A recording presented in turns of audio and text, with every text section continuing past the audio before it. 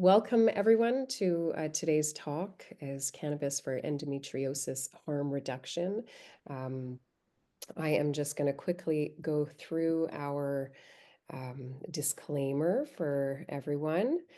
So by participating in today's event, you agree that you are of legal age in your province of residence or wherever you are in the world.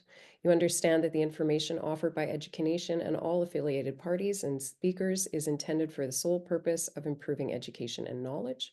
You agree that none of the information and guidance provided by Education, cannabis educators, and all affiliated parties should supersede that of your healthcare provider or the laws and regulations of the Canadian Cannabis Act or the laws and regulations of wherever you might be in the world.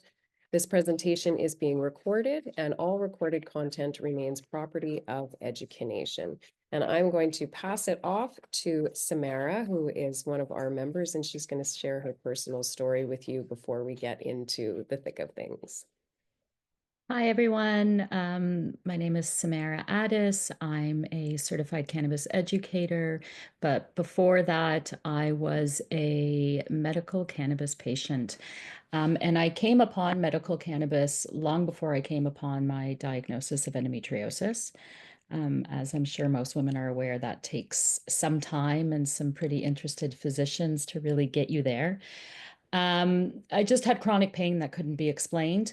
I don't have to go through the symptoms with you guys. And one day, my father, who was using CBD oil when it was first legal for medical patients only, he was using it and suggested I try some for the chronic pain. And before I knew anything about CBD and, the process of it um, in your endocannabinoid system, before I understood anything, I would say probably about 2 weeks into me incorporating this into my daily routine, I did start to recognize that things were changing and things were getting a bit easier. It was, later the sentence became, it's not about what you feel, but what you don't feel.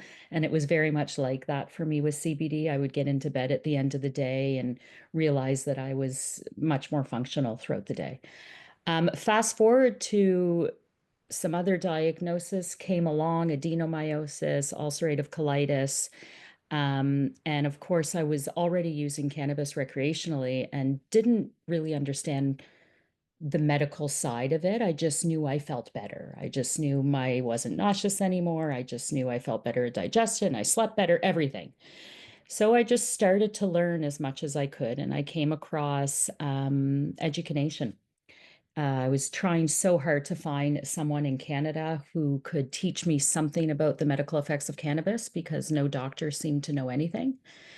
And yeah, I met up with these lovely ladies who were trying to do the good work. And they suggested, because there was nothing really available in Canada at the time, that I do some training in the States, which I did. Came back, stayed a member, eventually volunteered on the board for a couple years. Still a member. And yeah, I have to say that cannabis will go through with Shauna all the different formats and all the different ways you can use it and the ways it can help you. But for me, it's definitely part of my daily routine for endometriosis and adenomyosis, and it's helped me immensely, and it's taken me off of pharmaceuticals, and it's also put my colitis into remission. That's a side note. But yeah, that's my story. So I'm a patient and an educator and just a lover of the plant. Thanks so much, Samara, for sharing your story with us. I'll share you a little bit about myself as well before we dive in. I am also a certified medical cannabis educator. I have been in clinical practice since about 2016, working one-on-one with patients. I work in a family practice. I also work with other doctors and patients outside of the family practice. I am the founder and executive director here at Education. Um, and I started this idea of Education, our nonprofit, because of what I lived through with my son. He is epileptic, and we had a bit of a roller coaster ride trying to obtain good advice, good education, good support on cannabis when we began our journey. And I thought, someone needs to do better. Someone needs to be able to support patients, provide them with good guidance and good education. And I guess I figured, who else but me? So I did some certification and eventually found all the lovely ladies that I work with at Education. Um, we have been running since 2020. I am also a medical patient myself. I utilize cannabis for my own medical reasons, and I'm very grateful for it.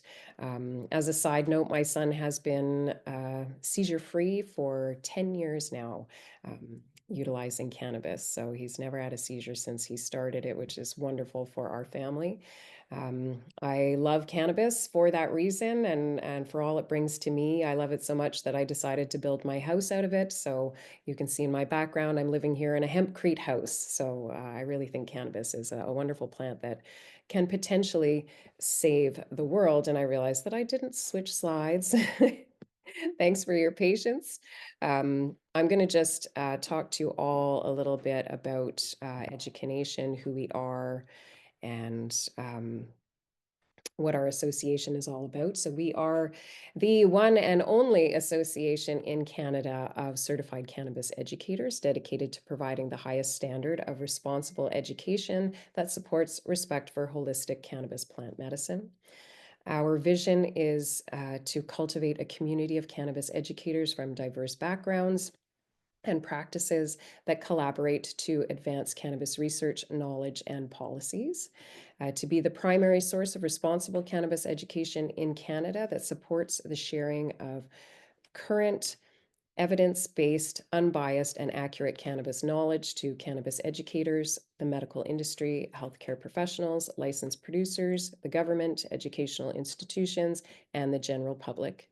We advocate for an individual's right to utilize cannabis, whether for harm reduction, medicinal or spiritual or recreational purposes. For cannabis accessibility, including credible guidance on accessing safe, affordable, and effective cannabis products, destigmatization and respect for cannabis utilization, inclusion and representation within unbiased cannabis research policies and industry, and the inherent sovereign rights of First Nations, Inuit, and Métis people for the operation of a sovereign cannabis industry and the ability to lead self-determining communities. What we're going to cover today, we are going to look at a brief history of cannabis. We're going to talk about the plant, all its medicinal molecules, how and why they interact with our bodies. We're going to touch on some cannabis safety, so dosing, methods of intake, drug interactions, all of these things. And then we are going to dive into cannabis for endometriosis harm reduction. And the importance of taking a holistic approach, sorry. And then we will dive into a Q&A. So we really do appreciate your questions. Just drop them in the chat. Like if you have something that you want to ask, I may actually touch on it as we go along. If I don't, we will have time and I will stay on as long as it takes throughout the evening. If you want to stay on and ask as many questions as you like, take advantage. I'm a bit of a cannabis nerd, so I tend to go off on tangents sometimes because I'm excited about the plant, but I'm going to try my best to respect your time. There will be a handout. I'm going to drop the link in the chat at the end. And if you feel that you learned a lot today, from this talk, we would really appreciate if you considered making a donation to our nonprofit organization because it helps keep us afloat and allows us to continue to be able to offer this type of free education. So we'll give you a link for that as well. And so let's dive in. The cannabis plant has actually been used by humans for thousands of years, and it's been used safely. We don't always hear that out there in the media, but that's the reality of it. Cannabis was actually one of the most prescribed medications around the world before the 1920s. So the majority of medicine had cannabis as an ingredient. Um, in it. So it wasn't actually until the 1920s when cannabis became illegal. Um, And that was during Prohibition. So that kind of uh, makes sense. There was a lot going on there politically. And the reasons that cannabis became illegal, you'll see in this timeline here, it was a very short period of time. It's not even 100 years that cannabis was illegal. And it wasn't driven by health reasons, it was driven by political reasons. So here in Canada, there was this judge named Emily Murphy, and she had really strong views on immigration and eugenics. If you don't know what eugenics are, another infamous person who practiced eugenics was Hitler. So you can dive into that on your own. Um, and she wrote a book called The Black Candle, which described the evils of the drug trade and the involvement of non whites. Her views were so persuasive that the House of Commons actually added cannabis to the list of prohibited substances, even though there was no evidence of harm. So politically driven. And then in the US, there was this guy named Anslinger. In 1937, he created the Marijuana Act. And his whole thing was like he used the word marijuana, Mary and Juan. And this was his way of making that association with the Mexican people who wanted to come north and steal the white man's job. So it was his way of like creating and endorsing reefer madness to try to stop this immigration. So again, not for any health reason whatsoever. And it's unfortunate, but today's perpetuated cannabis stigma is really rooted in these racist, misinformed beliefs. So let's look at what is cannabis. Um, the cannabis plant has three main subspecies, so sativa, indica, and ruderalis. Many of you may have heard of sativa and indica. And you're going to understand why I'm jumping into the botany in just a second. Sativas evolved in warmer climates, allowing them to grow nice and tall with these very pointy leaves. Indicas evolved in slightly cooler climates, so they're a bit shorter and they grow, sort of fat, broad leaves. Ruderalis evolved in even cooler climates. And you've probably not heard of ruderalis unless you're cultivating cannabis. We utilize ruderalis in cultivation because it evolved, unlike sativas and indicas, it doesn't um, rely on the number of hours of light and darkness to signal it to go into flower or to reproduce like sativas and indicas. So we use ruderalis in cultivation to create what's called autoflowers, or plants that will flower despite the number of hours of light and dark that they get. In the past, we thought that sativas made us feel uplifted and gave us energy. And so they were great to use during the day. And indicas were thought to be, sort of more downers. They made you sleepy. They were more sedative. So they were good for nighttime use. And what we see on our cannabis products that we have access to is they're often either called a sativa or an indica, and you may see the word hybrid. But what we understand now is that sativa and indica describes the physiological growing pattern of the plant. It doesn't describe the effect that it's going to have. Um, it kind of makes sense when you think of if sativa is supposed to be uplifting and indica is supposed to be sleep inducing, what happens when you mix them together? How are you going to be able to predict how you're going to feel based on what that plant looks like? It really just doesn't make any sense. So what we're going to teach you about today is all of those different molecules that the plant contains. Those are a much better indicator of how that plant might make you feel, how that different strain or cultivar may make you feel. We want to look at what's inside of it, not how it grew or what it looks like. So the cannabis plant is a dioecious plant, meaning that it has a female and a male part. And if you see in these pictures, you'll see the female, she produces these two pistils that come out of each flower bract. And as I do this, it might make balloons everywhere, or it might make you think of the female anatomy. And those pistils are there to attract and catch the pollen that the male plant releases. And if you look over at the male plant, his flowers resemble balls before they open up. So that's a kind of interesting way to be able to tell them apart. And when those little balls open up, they produce like a little poof of pollen that then the female is going to be able to capture and turn into seeds. It is the female plant that we utilize for cannabis medicine, not the male plant. The male plant does contain some of those medicinal molecules, but in much smaller concentrations.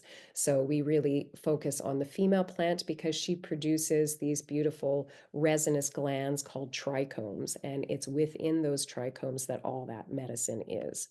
And here on this next slide, you can see this is a close-up of trichomes. They kind of look like little glass mushrooms. They're quite beautiful under a microscope, and that's where all those medicinal molecules are. Um, the two main ones that we like to focus on, that we have the most research on, that we understand the best, are cannabinoids and terpenes. Um, and if you've ever seen a cannabis bud or a cannabis flower, you'll have noticed the trichomes on the female because they kind of look like it, just to the naked eye, just kind of looks like it's covered in sugar. So those are the trichomes. So let's talk about cannabinoids and terpenes.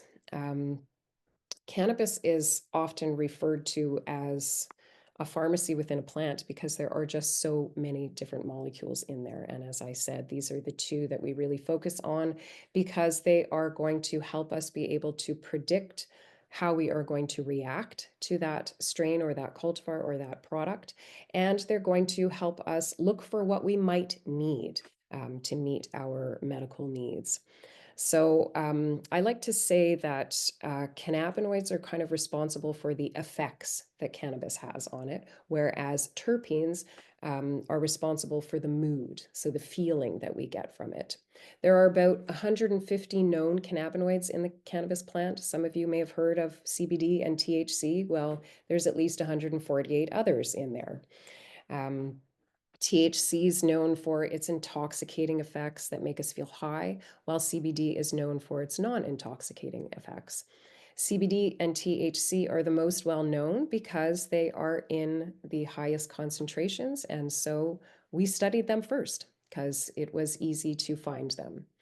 Um, CBD, as an interesting note, was actually discovered in 1940, before THC, and the scientists, the people that were studying it, they put it aside because it wasn't very interesting because they realized that it wasn't the molecule that got us high, so they stopped studying it.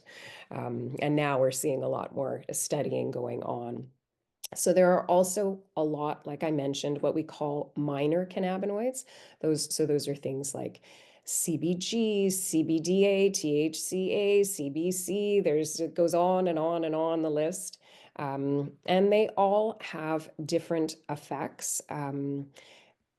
Many of them are known to have anti-proliferative effects, anti-fibrotic effects, analgesic, and anti-inflammatory properties. So those are all things that we are looking for when we are talking about endometriosis. And cannabinoid considerations for endometriosis, main ones I would say would be CBD, CBDA, which is the acid form of CBD, the precursor to CBD, and CBG. There's a lot of study around them showing the potential benefits for endometriosis. Um, we know that they can help, like I said, with inflammation, with pain, with anxiety, mood regulation, hormonal balance, and gut health, which are all related to endometriosis. THC is also a very powerful anti-inflammatory and pain reliever. And if it's taken at the right dose and in the right combination, we can actually avoid the high. So you see at the bottom of the slide here, it says, did you know that CBD can help mitigate or lessen the euphoric effects of THC? So we're going to talk about our receptors in a little bit, but I like to think of our receptors as kind of like light switches. And different cannabinoids will turn the light switches on or turn them off. In the case of the receptor that really loves THC, so that light just got turned on, CBD actually comes and it's like a dimmer switch. It turns it back down. So it can actually lessen the euphoric effects of THC. So if you want to be able to benefit from the medicinal sides without being high from it, having a good concentration of CBD in your product would be really beneficial. Um, Cannabinoids, terpenes, they'll interact with one another. So it's important to understand how they work together. And so we'll talk about terpenes. Um, Most plants, well, all plants have terpenes. Terpenes are the molecules that are responsible for how a plant smells. So when you smell a rose or any kind of a flower, or if we're talking about essential oils, these are terpenes that give the smells. They're very volatile. But we know, like most people are familiar with, let's say, lavender. We know that lavender can have a calming, relaxing effect on us. Well, that's because it contains the terpene linalool, which is an anxiolytic and can really help us calm down and relax. So, as I was saying, terpenes kind of affect the mood of the plant. So, I'll give you an example. Let's say we have two plants or two products that are exactly the same as far as cannabinoids go. Let's say they both have 20% CBD in them and 10% THC. And we see, we look at their profile, everything else is exactly the same.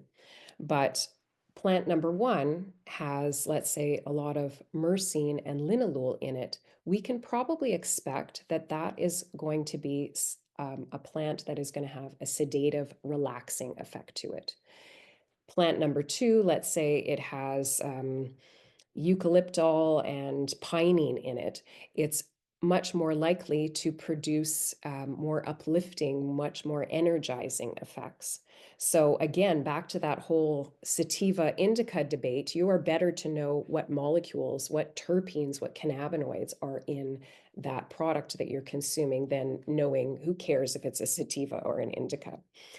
I can tell you personally, I have some sativas that help me sleep like a baby, and I have some indicas that, give me energy all day long. So it is very individual, much more important to understand what's in there. Um, Most terpenes do not interact directly with our endocannabinoid system, except for two that we know of right now, and those are caryophyllene and limonene. And those are two I want you to remember. You're probably not going to remember most of what I'm talking about today because it's a lot of information, but I'd like you to remember those two. And there is something that everybody has access to. You could even go to the corner store and find it. Black pepper. Black pepper has both high concentrations of caryophyllene and limonene in it. And they happen to interact with our cannabinoid receptors in the same way that CBD does. And they downregulate or mitigate the euphoric effects of THC. So if you've ever overdosed on THC and you're uncomfortable, try chewing on some black peppercorns or smelling some black pepper essential oil or just smelling some pepper. You're very likely to come down from your high. And we'll just move right along here. So I would really like you to understand that there are different types of products that are on the market. They're not all created equally. Um, there are synthetic products that are on the market. They are created in a lab, and they are generally created to mimic the psychotropic effects of THC. Um, there are different types of synthetic cannabinoids. We have the illicit market or the illegal ones that are out there. I think we see a lot of this in the US. You may have heard of K2 or Spice. These are synthetic cannabinoids.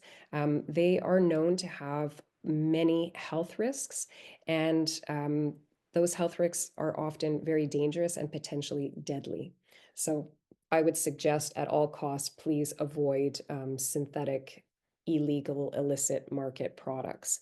We also have the other type, which are pharmaceutical grade synthetics like nabilone, marinol, syndrose, Sesamet. Um, they don't tend to have any deadly side effects. But I will tell you that on the side of synthetics, we do not have any long-term studies of how they affect our health. So I'm not a personal fan. Also understanding that they are mimicking one cannabinoid. So you see at the top of the screen here, it says the entourage effect. And this is what we're getting at here, having, there's about 500 different molecules in that plant. Why would you want only one in your corner helping you out? Which brings me to isolates. Isolates are plant derived. So it's just a highly processed cannabis product, and they process it so much that they can bring it down to one single cannabinoid. So we see a lot of products on the market like that, CBD only or THC only. They are single molecule. You will never see any terpenes in those products. Um, Again, we don't have any long-term studies on the effects of isolates on our health. So that makes me a little bit weary of them. And what I can tell you is that people who consume isolates tend to need much higher doses to achieve therapeutic effects than people who are utilizing whole plant medicine. The next type of product are distillates. And distillates, like isolates, are highly processed. They're usually 1 to 3 cannabinoids that are left in your product, but there will be no terpenes in that product either. Um, so maybe a little bit better than an isolate, not having one soldier to back you up. You've got a few soldiers, so a little bit better, but still not quite there yet. And again, we don't have any long-term studies on the effects on human health. The next two types are broad spectrum and full spectrum. These are really what we're calling whole plant medicine. So broad spectrum products they have everything that the plant has to offer except the THC. So this type of a product could be beneficial for people who are living in areas where cannabis is or THC is not legal or not legal yet. We hope it will be everywhere at some point again. Um, but if you're living in a part of the world where THC is still illegal, you might be able to access a broad spectrum product that has everything else except the THC in it. This type of a product might also be good for someone, let's say like a pilot who is not allowed to have any THC in their system. They could still benefit from cannabis without getting that THC in their system. A full spectrum product means that it's the same thing. It's full spectrum. There's everything that can possibly be there is there, including the THC. It doesn't mean that it's a THC dominant product. It could be a CBD dominant product. But there will be some tiny bit of THC, whatever was naturally occurring in the plant. Um, so the reason I want to tell you about this is because, it's really important that you understand what you're utilizing, what's in your medicine, how was it prepared. So these words, synthetic, isolate, distillate, broad spectrum, full spectrum, you're going to be hard pressed to find them. They are not necessarily written, often generally not written on the product labels.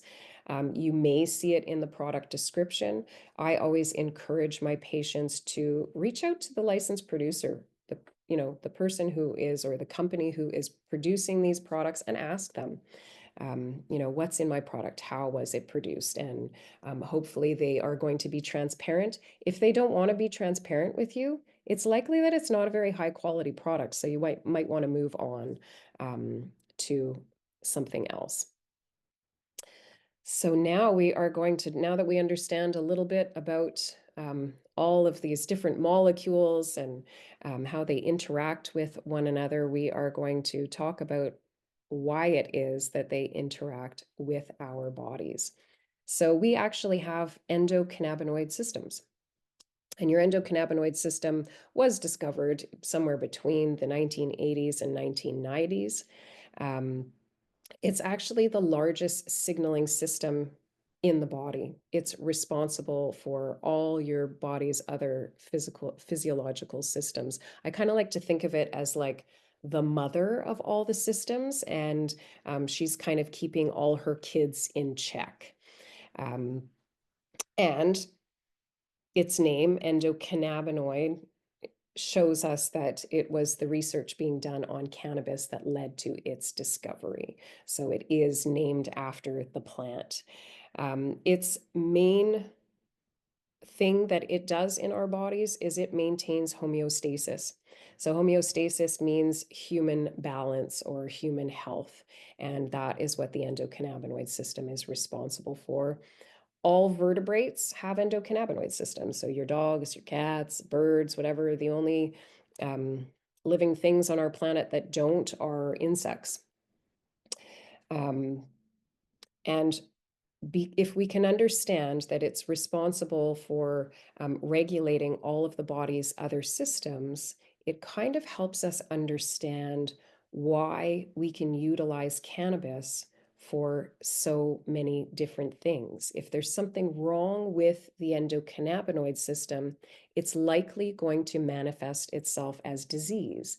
And because cannabis interacts with this system, we can understand why it can help with such a varied type of condition. And moving right along about what our endocannabinoid systems are actually made up of. So there are three main parts. We have our endocannabinoids. We actually produce cannabinoids ourselves naturally in our bodies. Um, and there are two different types that we produce. There's anandamide, and there is what we call 2-AG. It's this big long word that no one can pronounce, so we just call it 2-AG. Um, but anandamide, the word itself comes from a Sanskrit word that means bliss. So it's actually our bliss molecule. So you know when you give someone a hug or you hold a baby in your arms and you get that warm, fuzzy feeling, that's actually your brain producing anandamide literally to make you high and happy. Or you go to a music concert or you do an activity that you really enjoy, your body will produce an anandamide really to make you high and happy. Now, if you look at those two photos on the screen, anandamide next to THC, you'll notice that they look very, very similar. There's just sort of one spot at the top of the anandamide that is not the same as THC. Um, when you give someone a hug or you hold a baby, you get that warm, fuzzy feeling, but you don't feel high, right? You're not suddenly like, oh, I can't drive. I just hugged somebody. So it's not, our bodies have the ability to regulate themselves. And so I'm going to say the same thing with THC. We don't necessarily have to be high just because we're consuming it. It is dose dependent and dependent on what else is in that product. And that brings me to the next part of our system, which is our cannabinoid receptors. Like I said earlier, I like to think of them as being light switches. So certain cannabinoids are going to turn the light switch on, certain are going to turn it off. Um, we have receptors all over our bodies. We have a high concentration of them in our brains and our nervous systems, but I mean, they're everywhere. Like we even have them on our skin. And the neat thing about those cannabinoid receptors is they don't know the difference between endocannabinoids, meaning coming from the body, and phytocannabinoids coming from a plant. So that's why we can use cannabis as a supplement, just like you might use vitamin D during the winter time. We can use cannabis to supplement our endocannabinoid systems.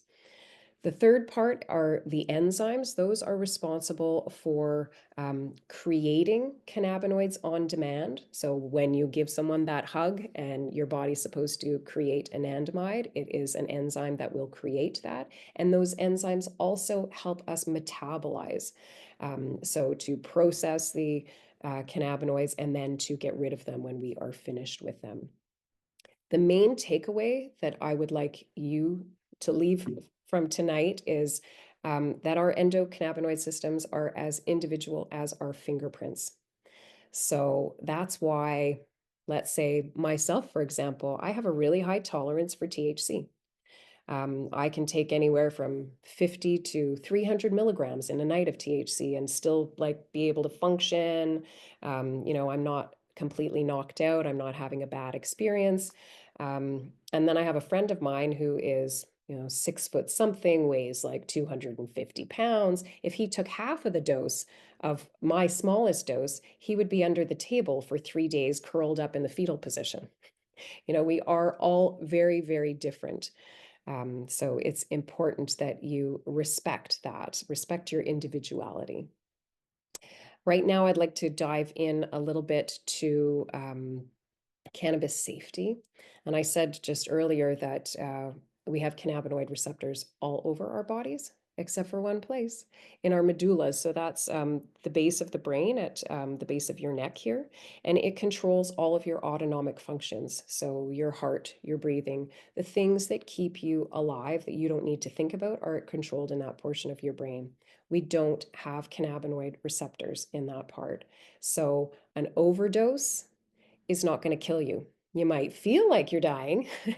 Your heart might be racing. You might be experiencing anxiety and paranoia and all of these things, but it's going to be okay. It's going to pass because it's not going to shut down those autonomic functions. We do have opioid receptors in that portion of the brain, and most of us know that opioid overdoses can often be deadly because they stop the heart, they stop the lungs from functioning.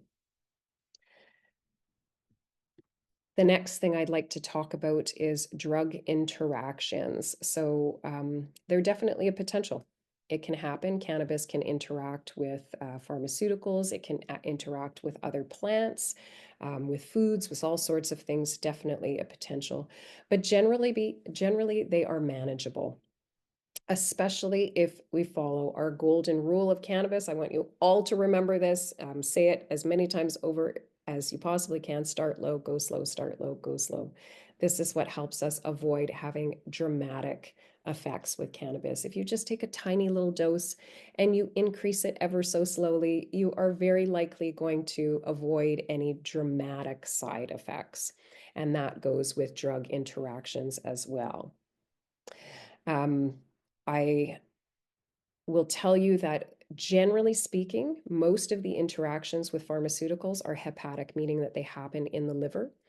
And they, most of the time, it's either that it increases the absorption rate of that medication or it decreases. So, in the case of an increase, that could mean an increase in potential side effects of that drug.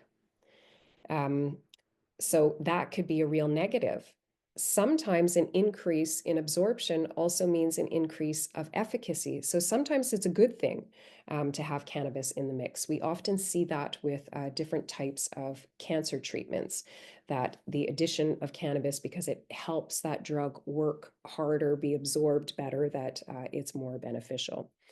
Um, when we're talking about a decrease, in efficacy, well, that could mean that the symptoms that you're using that medication to treat, maybe it's not working as well as it was before.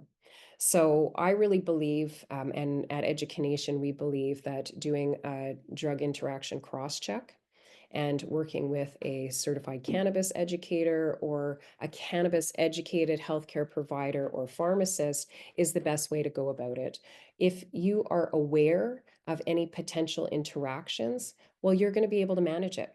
You're going to know what to look for if something is coming out. And if you follow that golden rule of start low and go slow, if you do have an interaction, it's not going to be dramatic. It's going to be, a tiny little thing, and then we can make adjustments. And sometimes that means, lowering the dose of the medication or increasing the dose depending on what that interaction is. Um, Again, they are not normally, really dramatic if we are managing them well. In the 9 years that I've been working with patients, I've only had one patient ever have an interaction. And it actually, in the end, turned out to be that her doctor had prescribed her the same medication twice, but under two different names. So she was getting a double dose of a medication. And then cannabis came in and increased the efficacy. She was already taking a double dose. So she was experiencing these negative side effects of that medication. So as soon as I caught that her doctor had prescribed the same medication twice, we knocked off one of those. And then through working with the cannabis and, doing that dose titration of one up and one down, we were actually able to get her off of that medication and managing her symptoms with the cannabis. I did in the last couple of days hear a story about another patient who died due to an interaction. And I'm going to say it's the very first time that I've heard of this sort of thing, but the circumstances were very similar. It turned out that the patient was being prescribed several different medications that were not ever supposed to be taken together. So that was negligence on the practitioner's side. They should never have prescribed those medications together to begin with. The patient may have eventually died because of those interactions anyway, with accumulation of those medications. But sadly, because cannabis was introduced, and it opened up the pathways for higher absorption rates of these medications, the patient died because of the side effects. So this is a rare thing. It's not the cannabis that killed the patient. Realistically, it's the doctor's negligence. It's malpractice, but it does give the plant a bad name. But I hope that for you, it really exemplifies that you're just so much better off to know if there's a potential interaction there, then you can manage it. I also will sort of like take the scare down a little bit by saying that, there are thousands, maybe even more, of people who are utilizing cannabis recreationally who consume pharmaceuticals. They don't check with their pharmacists, they don't check with their doctors, they go through life just fine. And that's usually the case. But we at Education prefer that you be educated, and there is going to be a free cross-check tool in the handout that I send you. Don't let it scare you though, because often it'll say like contraindicated or, severe interaction. Talk to a certified cannabis educator, talk to a pharmacist that actually knows something about cannabis or a doctor that actually knows about cannabis before you get really afraid about that. So, again, oh, and I'm so sorry. I'm not moving the slides for you. Samara, you got to pay attention to me as I've got my two screens going. Um, so we're going to talk Busy looking at your face that I haven't just been, oh. oh, go, go. Well, that's okay, as long as everybody's getting the gist of it. Um, so again, talking about dosing, please start low and go slow. That's your best bet. Um, Cannabis really isn't a one size fits all, like my story of describing my tolerance in comparison to my buddy's tolerance, who is twice as big as me, and his tolerance is 2 times smaller than mine's, right? It has nothing to do with, like the pharmaceutical approach is often milligrams per kilogram of body weight. We just can't do that with cannabis. Everybody interacts different with the plant because we have these different endocannabinoid systems. So again, that's why we like to start low and go slow. If we respect our individual ECSs or endocannabinoid systems and follow that golden rule, we're going to avoid, any sort of dramatic interactions, if you have a bad experience, it will be minimal. We also like to choose and experiment with products with cannabinoid and terpene profiles that are supported by research and evidence. So we know that, yes, we're all individuals, but from the research that we see, about 80% of people react similarly. So we can lean on that research. And, I know you may hear from your healthcare providers and different people out there in the world that there's not a lot of research on cannabis. I'm here to tell you that there is so much research on cannabis. It is out there. You can access it. I'm also in the handout going to give you access to Cannabis, which is one of our partners, and you can find hundreds and thousands of studies on cannabis there, and you can do searches based on, you can search up endometriosis, you can look at cannabinoid profiles for that and the research behind that. The same thing for terpenes, all in one place. It's all been peer reviewed. It's a really great resource tool. I don't suggest Googling it. We don't always find good research when we Google, but we'll be supplying you guys with some good tools to use. Uh, Another tip is to start with one type of a product at a time. Don't go out to the store and buy yourself an oil and a pre-roll and a topical and a suppository all at once and try them all in the same day. You're likely to have a bad experience and you're not going to know why. You're not going to know which one of those things or was it the combination. So move slowly with the introduction of new products as well. When we're talking about starting doses for THC, we're usually looking at 1 to 2 milligrams of THC.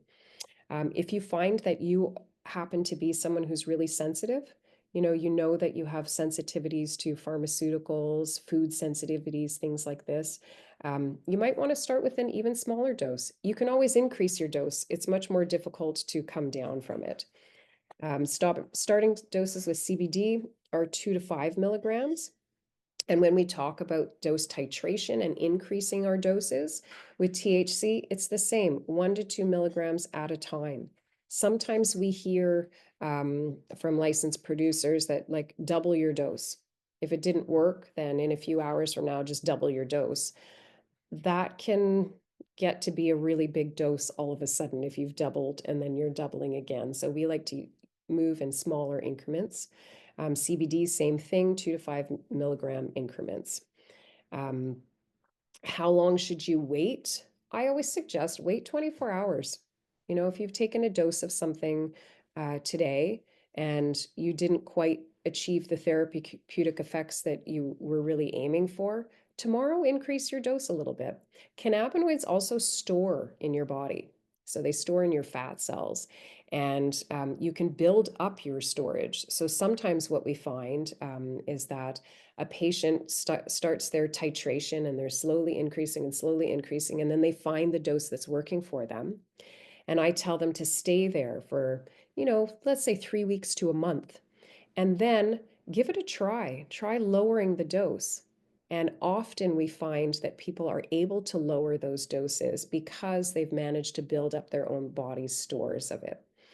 Um, and again, we always suggest working with a certified cannabis educator or a knowledgeable healthcare provider to help with dosing.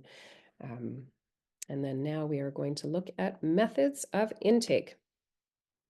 So there's many different ways that you can consume cannabis. Um, the most common starting points are inhalation, oral ingestion, or edibles, or topical transdermal applications. These are pretty easy for us to get into. I know a lot of people, when I work with patients, they're like, ew, I don't want to smoke. I don't want to inhale cannabis. And I get it. Not everybody wants to smoke. Um, but it is a useful tool. I can tell you that we see that patients that utilize cannabis in many different forms tend to have more success than patients who just use one form only. Um, it's kind of like building a house. If you have a tool belt that only has a hammer in it, well, you'll probably eventually get the house built, but it's going to take you a lot longer. And, maybe the end results aren't going to be so great. But if you have a saw and a screw gun and all of these other things in your belt, you're more likely to, finish your house successfully. So I like the idea of equipping yourself with as many tools as you possibly can. So inhalation, because it acts so quickly, you can take a puff and then you know how you feel. And within a few minutes, you know if you need to have another puff or if you're good to go. Um, for someone who is experiencing a pain crisis, if you can't wait for that oral dose, which takes a lot longer to kick in, to become effective, having access to something where you can just take a puff or you're someone who suffers from anxiety, you're just about to walk into, a situation that's going to make you feel anxious, rather than waiting for something else that takes longer to take effect, you can have a quick puff of something. So I like to look at it more of an emergency tool. Um, then we have sublingual ingestion. That really just means it's been sitting in your mouth. So the mucal membranes in your mouth allow you to absorb cannabinoids and get them directly into your bloodstream. So any cannabis product that you let sit in your mouth for a while is going to be absorbed sublingually. Because it goes directly into the bloodstream, it becomes active more like faster. But it tends to not last so long like we see with inhalation. For me personally, inhalation lasts for about 15 minutes. So I'd be smoking all day long if that was my main means of consuming cannabis. Um, Sublingual tends to last anywhere from about 2 to 4 hours. Again, that's very dependent on the individual. There are also topical and transdermal products. So those are products that we apply to the skin.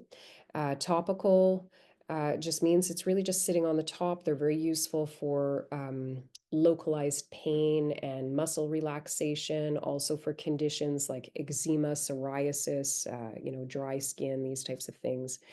Um, Transdermals have either a chemical uptake agent or they have microneedles to allow the product to penetrate through the skin more deeply. Cannabinoids are actually quite big and they can't penetrate through the skin into the bloodstream. So that's why topicals and even transdermals tend to be a really great starting point, especially for people who are nervous about consuming cannabis for the first time. You could literally take a bath in THC. As long as there's no chemical uptake agent in there, you are not going to get high from it.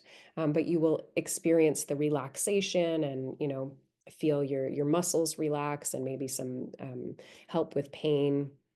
So those are great products to utilize. And then there's oral ingestion. This is my favorite. This is my go-to for all of my patients because while it takes longer to kick in, because it needs to be digested. So what did you eat before you took it? What if you ate a steak? A steak takes 4 to 6 hours to digest. It's going to take potentially 4 to 6 hours for your dose to kick in, and you may have forgotten about it by then.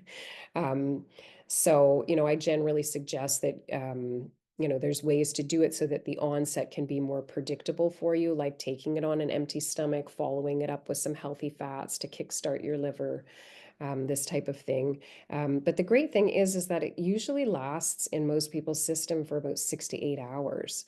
For some people, it's even longer. For some people, it's a little bit shorter, but that means that you're dosing like 2 to 3 times a day. So that's a lot more accessible than, having to smoke a joint 10 times a day to maintain the same levels. Um, we also have other products on the market, suppositories, concentrates. Um, they're available out there depending on the province that you are in. Um, I think suppositories for people that are suffering from endometriosis, menstrual, vaginal suppositories are wonderful. You're getting the medicine right to where it needs to go. So that's an option that you can consider. And further along, we are going to move into some more safety. So we know that cannabis can't kill us, but what does an overdose feel like? Um, we often call it greening out. So when you're greening out, it's usually associated with too much THC. Most people are not greening out because they've had too much CBD because it's not psychotropic. But THC can give us a dry mouth, or we call it cotton mouth. It's not a very pleasant feeling. So stay really hydrated. That's a great idea. It can make our eyes red. That's because it's a vasodilator. So it opens up the vessels in your eyes and causes them to be red. It's completely harmless, but that's the typical glossy-eyed, red-eyed stoner comes because it's a vasodilator. Um, it might make you dizzy and it might make you lack coordination. Dizziness can sometimes make you feel nauseous. It can increase your heart rate and give you like a rapid fluttering heart rate, which can be very disconcerting if you're experiencing that. Like, oh my gosh, am I having a heart attack? What's going on? It can feel similar to like having an anxiety attack. And it can bring on anxiety and it can bring on paranoia. It can also increase your appetite sometimes, depending on the cultivar, depending on the terpenes that are there and the other cannabinoids that are there. You might get the munchies. um, it can also cause short-term memory loss and cognitive impairment. Um, you might feel extremely relaxed and sleepy, or you might feel the opposite. You might be like super energized and pepped up, again, depending on the cultivar, the product that you took. You might experience euphoria. You might have heightened emotions. So that could be like all of a sudden you are crying and you don't know why, or you're laughing your butt off and you're having an amazing time. That can be a side effect of cannabis. To me, it's not such a terrible one. But just take note that none of these side effects are permanent. Once it wears off, it's gone. It's not having any long-term effects on your memory or your cognition. And that goes for children as well. So what do you do if you green out? Um, Call a friend. That's the best thing that you can do. Make sure you're not alone, because if you experience anxiety, paranoia, these things, being alone can sort of exacerbate things. Drink a lot of water. Make sure that you stay hydrated. Try taking a nap, lay down, especially if you're feeling dizzy. Eat something. This is going to kind of supercharge your liver and help your body process it or metabolize it more quickly, which could potentially make you feel more high for a short period of time. So be aware of that as well. Um, Try distracting yourself. Grab a good book, a movie. Remember, this is going to pass. You're going to be okay. And if you're thinking about other things, it will be easier. If you can, go outside, get some fresh air, go for a walk if you're not dizzy, or, just sit down on a chair outside. The fresh air will make you feel better. And what did I say before? Remember, limonene, caryophyllene, CBD, these are all things. Black pepper, remember your black pepper. These are all things that can help bring you down from a high. Um, Another one that you can try is vitamin C. However, there's no real research on vitamin C. I do utilize it myself and have on many teenagers that have come through my house and have had a little bit too much. Vitamin C tends to help us flush things out of our system. So it can help us metabolize the cannabis more quickly. Again, like the same thing as having a bite to eat, you may experience heightened euphoria. It might make you feel more high for a little bit, but it's going to help it pass through your system more quickly. Um, I really highly suggest that you keep a journal. This is kind of one of the best things that you can do, because you can go back and look at it and say, oh yeah, when I took that dose of that product, it made me feel that way, or that specific product, even though it was a tiny dose, made me feel this way. So it helps us remember. And now we are going to dive into why we are really here this evening, and that is cannabis for endometriosis harm reduction. So cannabis can be supportive when going through allopathic treatments. So these, pharmaceutical type treatments, our modern medicine is called allopathy. Um, It can help if we are taking pain medications. These are like the three main types of treatments for endometriosis are pain medications, hormone therapy, and surgery, which all come with their side effects and um, their pluses and their minuses. So when we're talking about pain medication, we're usually talking about like the Advils and the naproxens and these types of things, which can be really harmful to our livers. So cannabis can actually help protect our livers. Earlier this year, I attended the Canadian Cannabis Conference in Quebec City, and there were two independent researchers that presented, and they both presented on liver function. They didn't know each other, but it was really interesting to see that they both came to the same conclusion. And what they found is that, and they called it chronic cannabis users, so people like me who use it every day, um, tend not to suffer from liver disease of any kind. Those that do tend to be able to get through it a lot more quickly, to heal themselves faster and overcome these types of diseases.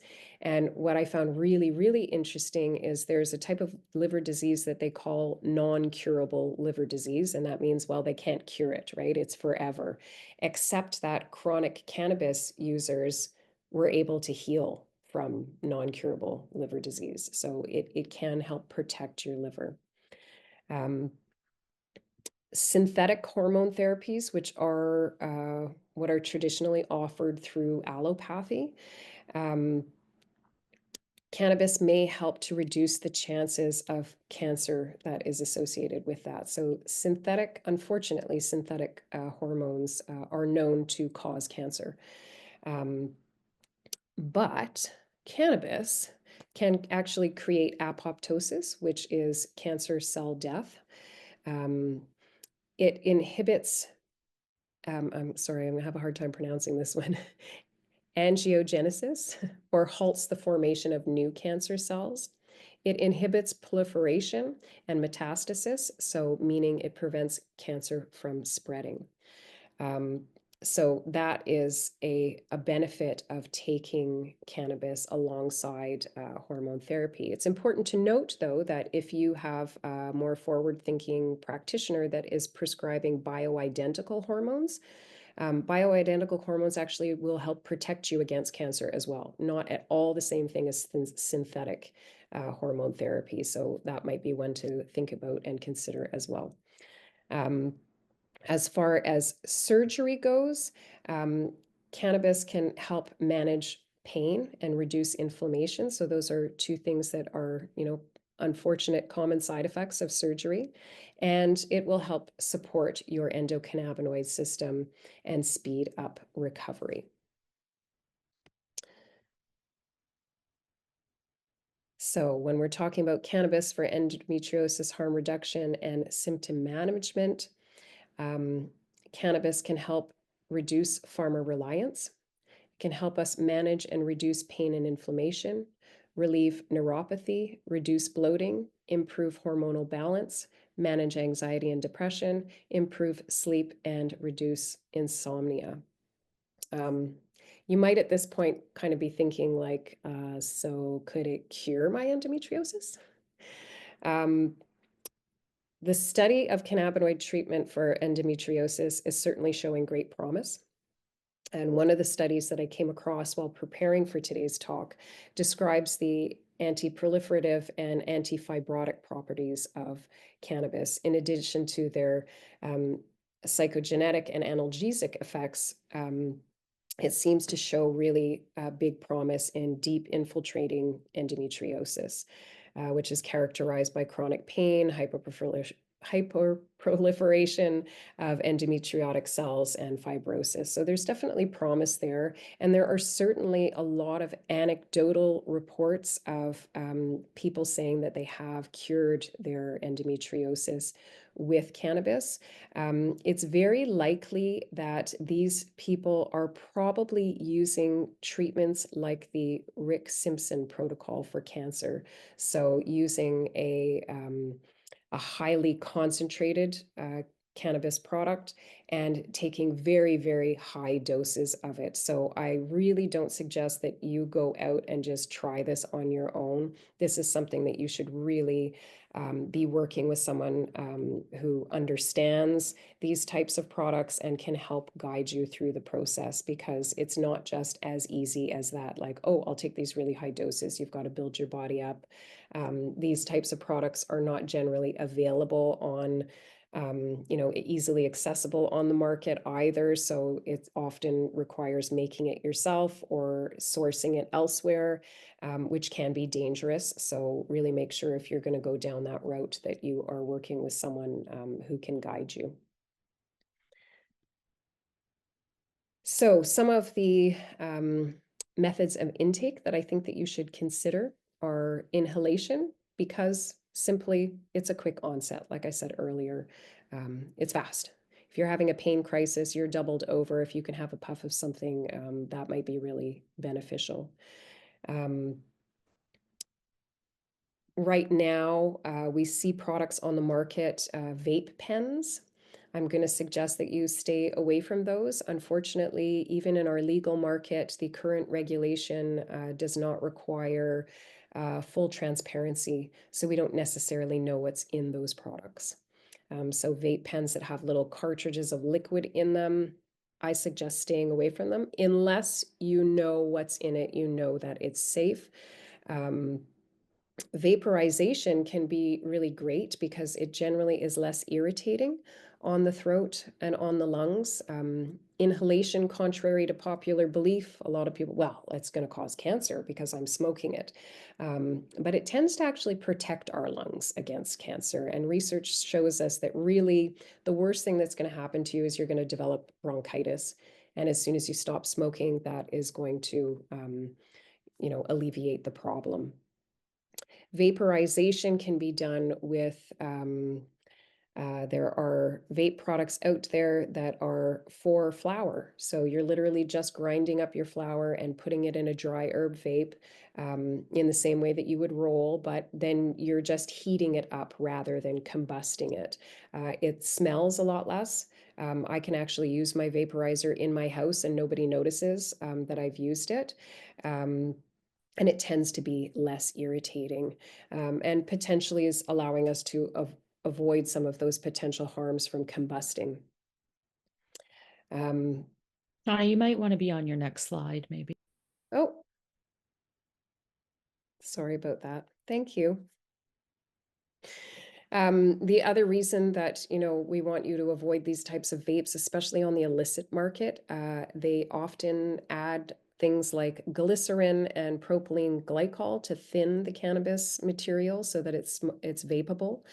Those things you shouldn't be inhaling them. They're very bad for your health, carcinogenic and everything else.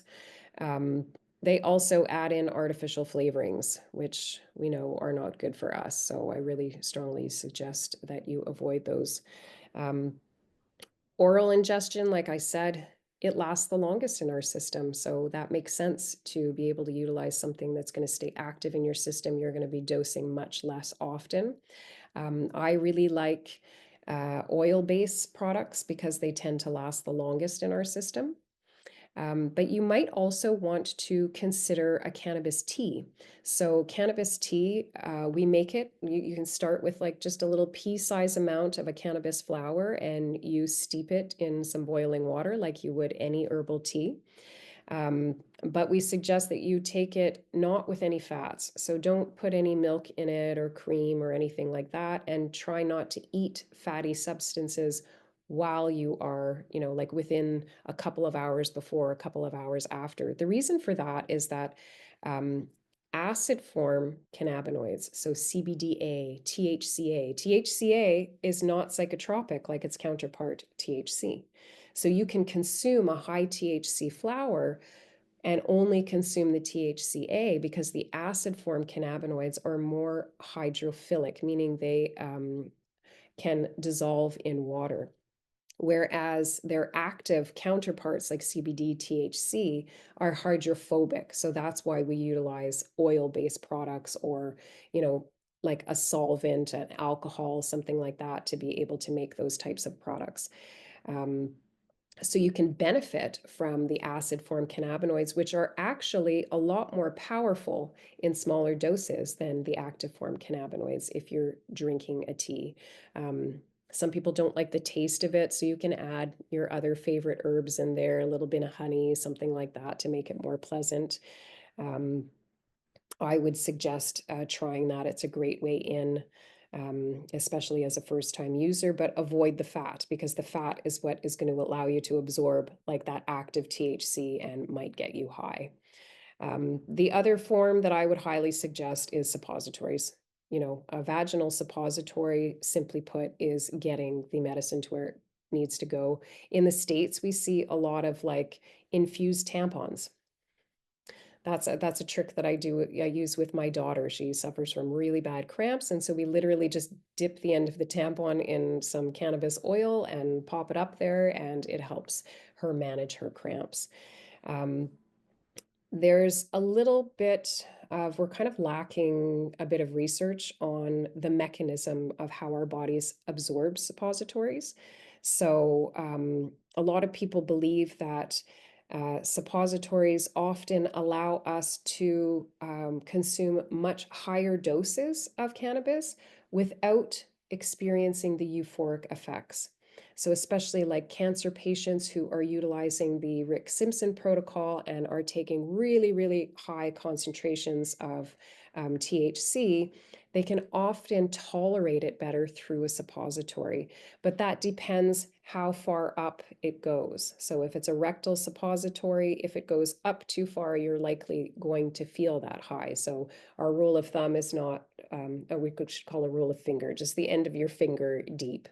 As far as vaginal suppositories go, I've heard a lot of, and I've personally experienced, uh, people react differently. So some people, a lot of people find that they're able to tolerate much higher doses, especially of THC, whereas some people find that a vaginal suppository, in comparison to a rectal, they actually getting that high feeling from it. Very strange because there's just a little tiny bit of tissue between the two places. So again, we don't really understand completely the mechanism. Um, but in the case of endometriosis, we're not really recommending what the research isn't pushing us to tell you you guys should be consuming high THC. Really, we're looking at those non-psychotropic cannabinoids like CBD, CBDA, CBG. So you're going to be avoiding that high anyway. So I would suggest considering that as a method of intake. And moving right along, the importance of taking a holistic approach. Um, it kind of maybe sounds like cannabis is like a cure-all, right? We've talked about how it interacts with our endocannabinoid systems and how we can utilize it for so many different types of, like, how can we use a plant for epilepsy and endometriosis and cancer and diabetes and this and that. It sounds like a miracle cure, but it isn't. It is not a panacea. It's not a magic bullet. It's not a cure-all by any means, but it can be a supportive ally to restore our internal balance. That's our endocannabinoid system's job, is to maintain balance, homeostasis, and cannabis can help support that. So at ECN, we believe that there is an intricate balance between mind, body, and spirit, and that any and all healing journeys should embrace this holistic approach in order to improve potential outcomes. So diet, exercise, lifestyle, mental health, and spiritual support are really powerful tools that work hand in hand with cannabis to promote healing and overall wellness. Diseases. Switch your slide. Switch your slide. Nope, not yet. I'm still talking, not yet. Okay. Disease is a wake-up call. It's your body telling you that something's not working right. So listen to it. Take action to make those necessary changes. And cannabis can be a supportive tool for the body, for the mind, for the spirit on a healing journey. But ultimately, the choice to engage with it is yours. And it's easier to make those decisions when you're informed. So before we dive into our Q&A, I'm going to give you a little bit more information. So product sourcing. Sometimes it's really confusing. You go online and you see, like, oh, well, this site has a Health Canada site on it and everything looks legit and they say that they're legit, but somehow their products are super cheaper than anywhere else or whatever. It can be really difficult to navigate. You see at the bottom of this slide, there's a link to Health Canada's site where they actually list all the legal licensed producers. So if ever you're unsure and you're here in Canada, um, you can go to this link. It's going to be included in the handout as well. There's basically 4 different markets. There's the recreational market, which is federally and provincially governed. And then there is the legal medical market, which is only federally governed. So, to help you understand this a little bit better, um, in Manitoba and in Quebec, I'm a Quebecer over here, we don't have that. Like, even though the federal legislation says that households are allowed to grow 4 plants, if you're in Ontario, you're elsewhere in Canada, you're going to say, yeah, we can grow our 4 plants. Well, we can't in Quebec or Manitoba because our provincial legislation says we are not allowed. However, with a prescription, if you're dealing with the medical market, you can apply to Health Canada for a permit to grow. And the number of plants that you're going to be allowed to grow has to do with the number of grams per day that your prescription is for. So personally, I have a 10 gram a day prescription, which allows me to grow 19 plants outside and 37 plants inside. You have different ways that you can apply for it. So you'll potentially be able to meet your medical needs a little bit more easily than you might be able to with just your 4 plants. We also have the illicit or the legacy market, which is completely unregulated. Um, and then we have the sovereign market, which is also unregulated but regulated by the individual communities.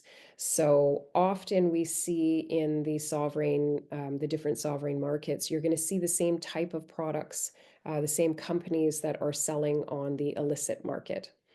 Um, I am not here to tell you that if it's an illegal product, it's a bad product, or that because it's a legal product, it's a good product. That is not the case at all. There are really crappy products on the legal market, and there are really amazing products on the illicit market and within the sovereign market. It's not because it's regulated or it's unregulated that that's not quality control. However, working with the regulated market at least allows you a pathway if something goes wrong, right? If you receive your cannabis medicine and it's full of mold, you know where it came from. You know that our legislation says that it's not supposed to be full of mold. So you at least have some recourse. And you can at least um, talk with the licensed producers and ask for transparency. They may provide their COAs. They may provide information for you. It might be more difficult to do that on the illicit or legacy market or within the sovereign market. However, again, there can be some really wonderful products out there. I just really suggest that you do your research and you make sure that wherever you are sourcing your products from, that you really trust wherever you're getting it from. And also, working with a certified educator, that's a great way. We often know the markets quite well, so we can help guide you. Um, a couple of little tips here. It is not legal to travel outside of Canada with your cannabis, even if you have a medical document or a prescription. You can't leave with your medicine. It's sad. Hopefully, that's going to change soon. Um, you are allowed to gift up to 30 grams of cannabis between adults on the recreational market. If you have a medical prescription, you are not allowed to share, gift your cannabis. It's for you and only you. So it's good to know those things. There are a lot of different advantages to having a medical cannabis prescription. Number one, it's available to pediatrics. So, like, my son would not have been able to access medical cannabis without a prescription. So, a prescription allowed him to do that. It also means that you're working with someone who has some knowledge. You're working with a healthcare provider that is supporting you. Um, it also means that at work or at school that it is your legal right to be supported by your employer or by the school staff. So let's say you have a cannabis prescription and your method of choice, your method of intake is inhalation. Your employer is actually required to provide you with a space to consume your medicine. Now, that doesn't mean that it's a space inside. It could be outside. It could be off of school grounds. But they have to accommodate you. By law, they have to accommodate you. And in that process, it really does help reduce stigma. It's your medicine. You're not just a recreational pothead, whatever, consuming it to get high. You're using this for a medical condition, so that helps people understand your consumption. Many insurance companies now cover medical cannabis. It can be used as an expense on your income tax if your insurance doesn't cover it. I can tell you, just if you have insurance, just call your provider and say, "Hey, got a prescription in the works. Are you going to cover it?" When I started in the industry many years ago, there were none. They literally would laugh at you if you would ask. And now there are a lot, like well over a dozen now, that are covering medical cannabis. And when I say that you can use it as a medical expense on your income taxes, that means even if you're growing it for yourself. So you need to buy soil, you need to pay for electricity for your lights, you need to buy fertilizer, any of these things. These are your medical expenses that you can use on your income tax. I'm no accountant. Talk to your accountant on how to do that, but it's accepted by our government. Um, Also, a lot of licensed producers offer discounts to seniors, veterans, pediatrics, and people that are on social assistance. So that can be beneficial as well. You'll also have access to a wider variety of cannabis products. Now, things are changing a little bit right now in the space. We are hearing that um, they're promoting in the recreational spaces the purchase of more balanced products, more high CBD products. But still, our recreational market is focused on high THC. And especially for this group of people here tonight, you don't want high THC. That's really not what you're looking for. So accessing those high CBD, high CBG, acid form products, it's going to be hard on the recreational market.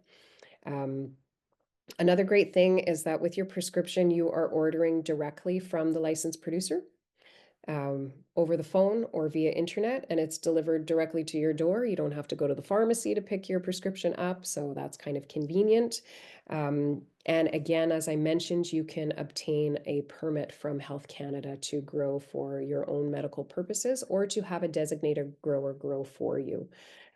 You can also purchase and possess larger amounts of cannabis. So on the recreational side, it's 30 grams at a time. You're only allowed to have 30 grams on your person. With my 10 gram a day, I'm allowed to have 150 grams on my person, plus my 30-gram recreational allotment. Not that I ever carry around that much cannabis with me, but let's say you're going up to the cottage for a couple of weeks, and you're traveling.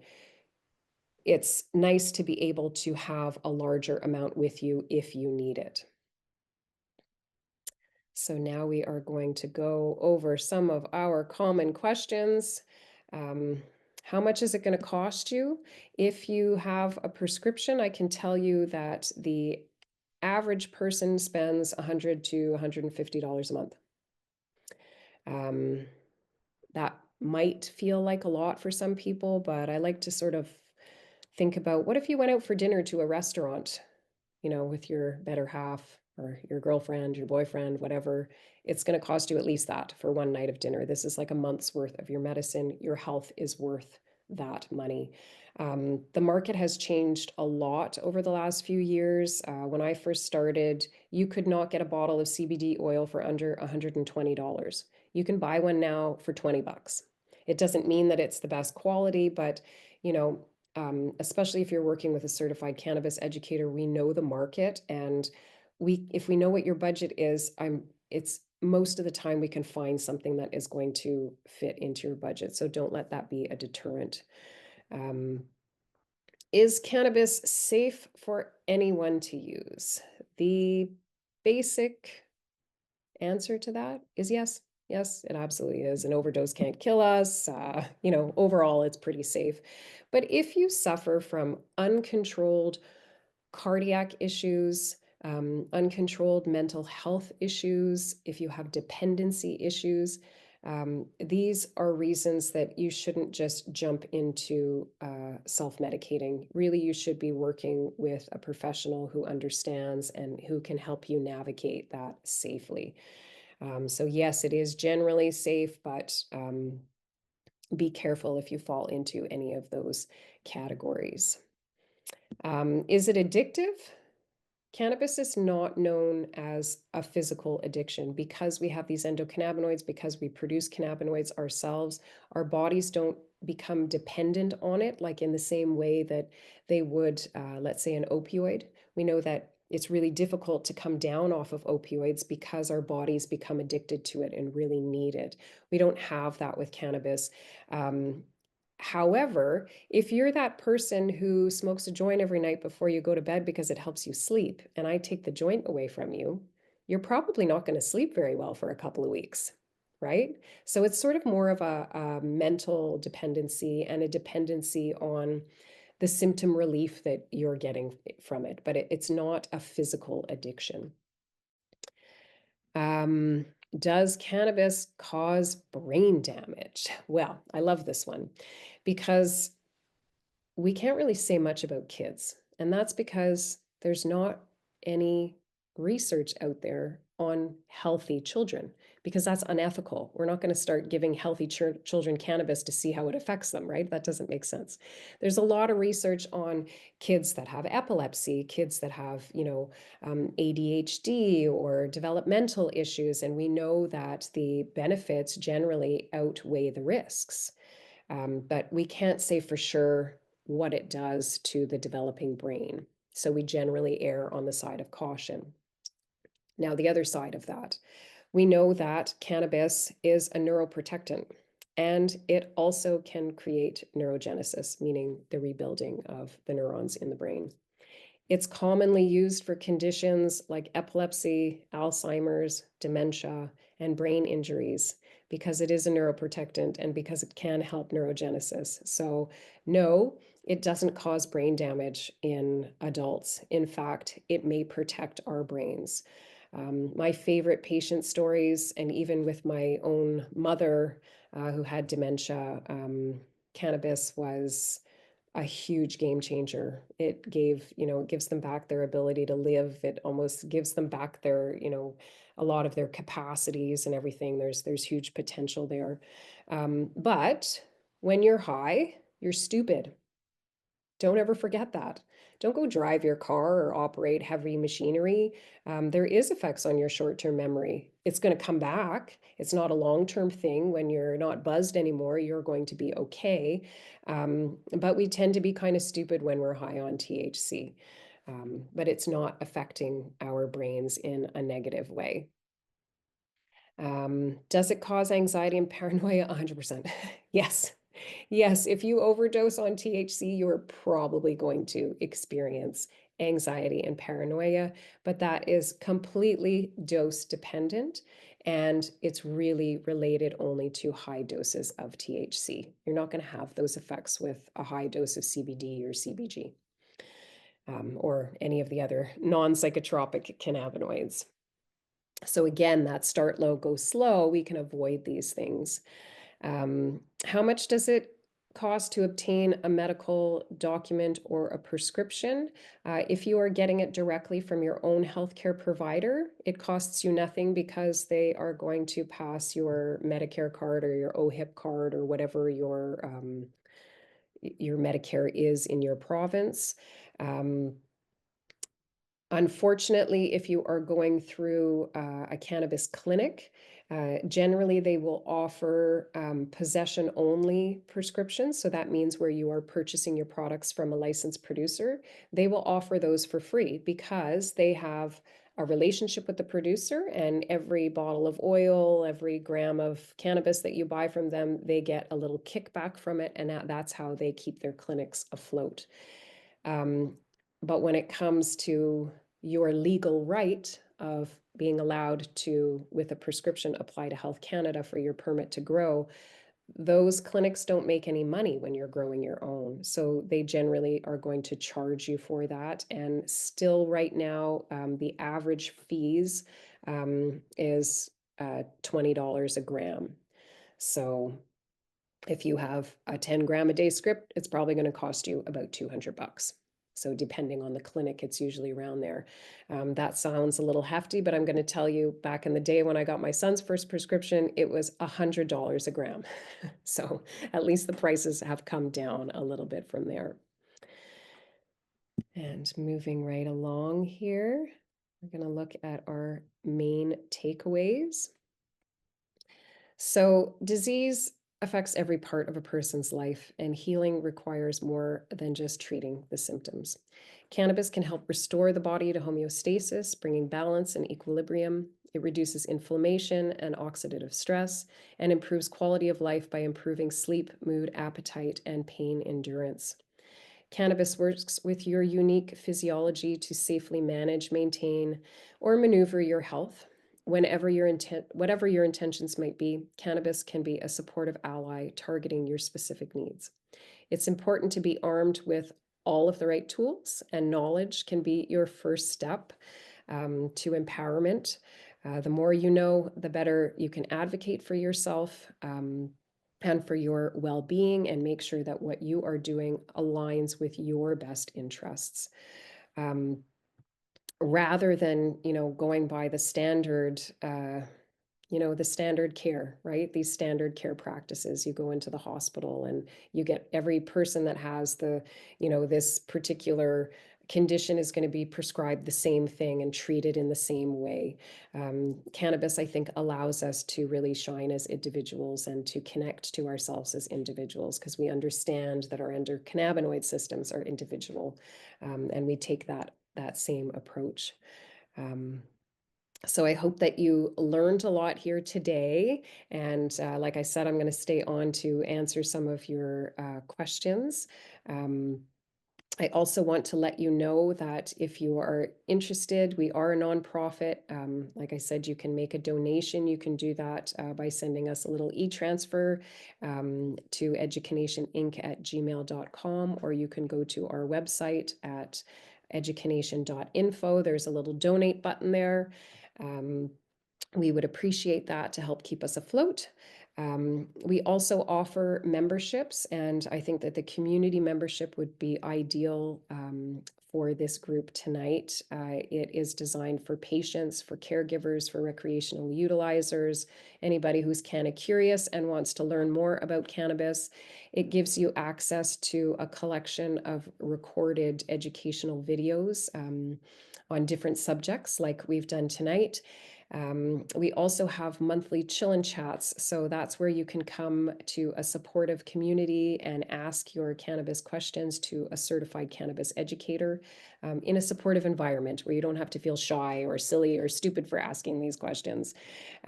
We also offer really deep discounts on our live events. We have another membership called our leadership membership, which is designed specifically for certified cannabis educators. And we have several events every month. So we would advertise those events to you. You will have access to 3 of them for free. So if there's a topic that you really want to learn about, you can join 3 of them for free. And otherwise, you'll get a discount on accessing them. And we also offer deep discounts on our Alternative Wellness Access Center for Education, which is really our clinic model. So if you want to work one-on-one with a cannabis educator like myself, or Samara, though she's not practicing with us right now, that we have a whole team of certified cannabis educators, and we can match you up with the right fit, someone who has experience in what you're dealing with, and just to make sure that your personalities jive as well. So we have discounts on there. And right now we are offering anybody who is here tonight or within your endometriosis support group, um, or anybody watching the video, if you just shoot us an email with endometriosis new member in the title, we will give you 50% off of the community membership. It's for a full year. Or you can have a free initial consultation with one of our certified cannabis educators, which is a $65 value. So that's our little promotion for you. I want to thank you for all of this. I'm going to drop into the chat the link to the handout, which includes all of the information that I covered this evening, as well as a whole bunch of other resources. So I will just figure out how to do that while I stop the share so I can see your faces and open us up to some questions. Does anybody want to jump in? Does anyone have any questions? Hi, I actually have a couple from the group that some members have asked. One of the questions is whether or not cannabis can affect our hormone levels. You know if that is possible? Yes, it can. Now, I'm not going to dive in deep to all the science behind that because it depends on the cannabinoid profile and all of that. But yeah, one of the reasons I can tell you that I often work with women, especially women going through menopause, we tend to have all those hot flashes and all those like hormonal imbalances. It's like a roller coaster ride. So, and often we are using again those same non-psychotropic cannabinoids to help support and help us gain hormonal balance. So there's definitely effect there. And, as mentioned throughout this evening, the specific cannabinoids that I mentioned are good for hormonal balance. So you'll have that in the handout as well. Does that address it well enough? Yes, thank you. And I did just drop the link to the handout in the chat, and I will send that to you as well, Violetta, so you can get it to your whole community. Does anybody else have anything they would like to ask or address? I have a lot of Yes, questions, but Vicky, I think maybe you had a couple more from the community, so you can just fire those out if you'd like. are you sure? Yeah, go ahead. Okay. Another question was people were wondering if it's possible to use cannabis oil the same way that they would use castor oil by applying it topically on their abdomen or pelvic region and then applying a heating pad over top. Would that benefit people with pain, do you think? Yeah, and in actual fact, I would suggest mixing the two. Because castor oil does have that ability to draw things in deeper to the body. Um, Often when I'm working with patients who are dealing with pain, I suggest using heat to help, sort of open the pores and help draw things in more deeply. Now, like I mentioned, a lot of usually topical products are not entering the bloodstream. So that those pain relieving effects and those anti-inflammatory effects are sort of more topical, more superficial.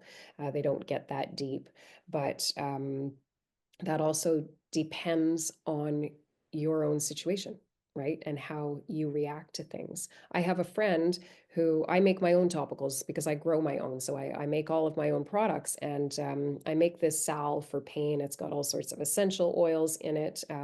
That's another thing to note that terpenes are much smaller molecules, so they can help cannabinoids by like be drawn in past that break through that blood-brain barrier more readily. That's why we also love the synergies between all of these molecules. But yeah, I would say that definitely if you have access to some cannabis oil, use it topically, put it on your abdomen, use a heat pack with it. It's very likely going to help. There are people, unfortunately, I'm kind of one of those people that topicals don't do that much for me. A lot of my pain is very deep and it's neurological, and so a topical just doesn't penetrate quite deep enough. But if you were to mix it with the castor oil, which helps draw things in, another thing that can be beneficial, and we've talked about it a lot within our association, is the use of DMSO, which is a byproduct of the pulp and paper industry. And it's also used for pain, and it tends to help draw things in deeper. So that might be a consideration as well. Or try a transdermal product that has that chemical uptake agent in it, or the microderm needles. Though I don't know about you, Samara, or you, Jay, if you, Marianne, we're all here, part of the group. If you've seen any microderm products on the Canadian market. No way. I haven't. Well, I've purchased them. Are they like the patches that you would stick on your arm? Yeah, but the patches that I've seen in the Canadian market don't have the microderm needles in them. They do in the No, it US, didn't. we see that. It's more of just like a real concentrate that they've put on like almost like a piece of plastic patch that you're putting on. It also didn't stick very well.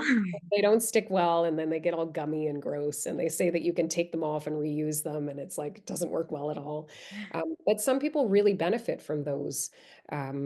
You know, I've had some patients that have used that type of product for menstrual pain, for endometriosis, or for like deep-rooted, you know, spinal pain that's really on the nerves, and it works really well from them.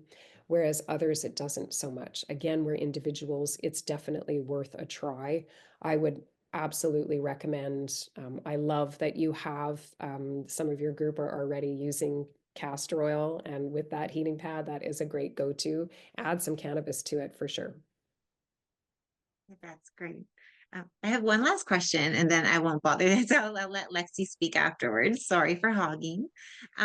We were wondering if you have resources available for anyone that would like to learn the different steps that they would need to take to grow the cannabis at home, the steps involved with the government, or things that they might need for their house in order to start that. Yeah, absolutely. That would be working with one of us. We can guide you through that for sure. You know, you can also have access, like I said, there are cannabis clinics that offer, you know, permits to grow. I will tell you in my personal experience, there's not many of them that are actually going to guide you through the application process.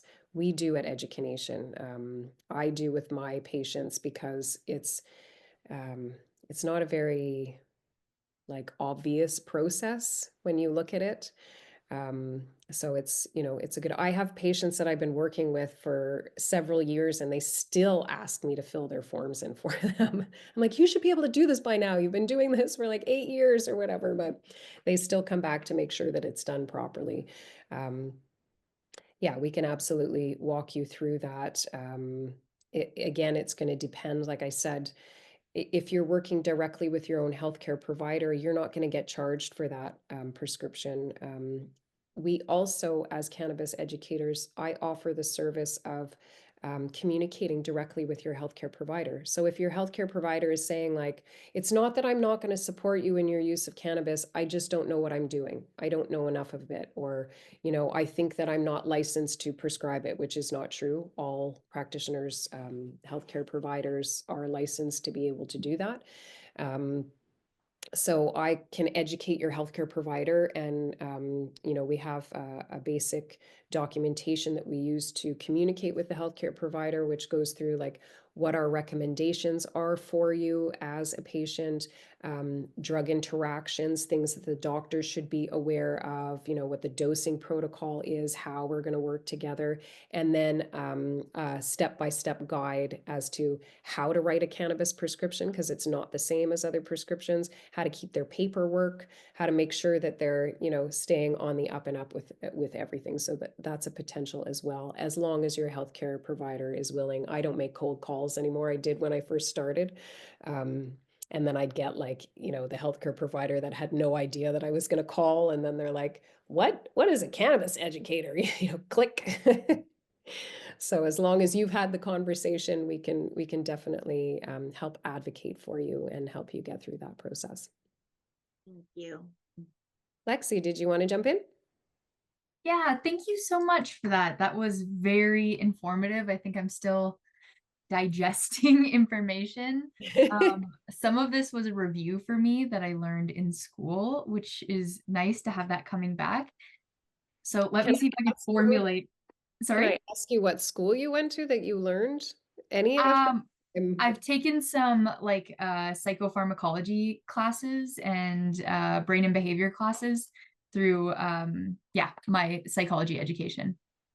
Oh, good. Well, that's great to hear. And hopefully Yeah. you weren't hearing conflicting information, because we all No, do that. Good. no. Wonderful. It was very much in alignment, all kind of coming back to me. So that was nice. So I'll see if I can like, yeah, formulate my question here. So yeah, I think there's a lot of confusion between like sativas and indicas.